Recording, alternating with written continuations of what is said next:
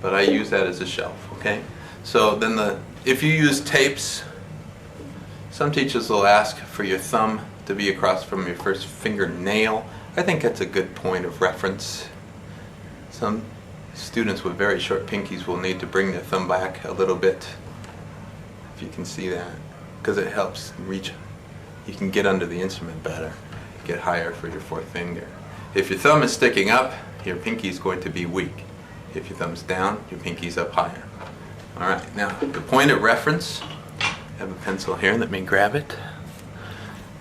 Point of reference where the finger contacts the string, if I divide the finger in half and then take the left half, that's my left facing me, it's on the right if I'm holding it this way, but hopefully it's your left, and then you'll divide that in half. So the left quarter is where I touch the string with the first finger. Now if I do that on the left side of the finger, or the thumb side of the finger, then when you look at it from this angle, you will see that the finger is coming at this angle. It is not coming in straight up and down. It's coming in at an angle. Then the second finger comes much more straight.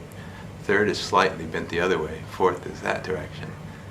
Now if you have your first finger at this angle, 4 is very weak. So get your hand around higher. Aim for the left corners of all your fingers. Now this doesn't apply for all situations. If I'm doing fast passage work, I want to be up on the fingertips. So I would be very articulate. If I want to do vibrato and be very lush with the sound, I will flatten my fingers. But that is not a starting point. Your starting point should be up on the fingertips. Okay? So you take your left elbow over your left foot. You make your letter V. You support it like this. Your first finger will come down across from your first fingernail. You hit the left side of the fingertip. Now another important thing is that you balance your hand over your middle two fingers.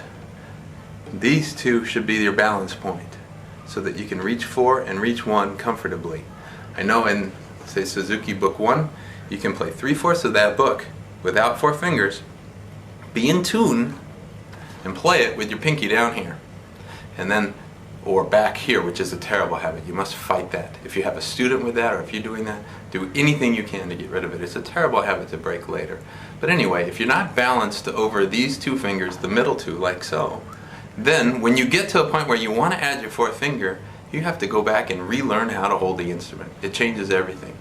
So, I want you to put the middle 2 fingers down first, then add your 1, add your 4. Do you see that my middle 2 are pretty flat on top? 4 is leaning or sloping down. Okay. Now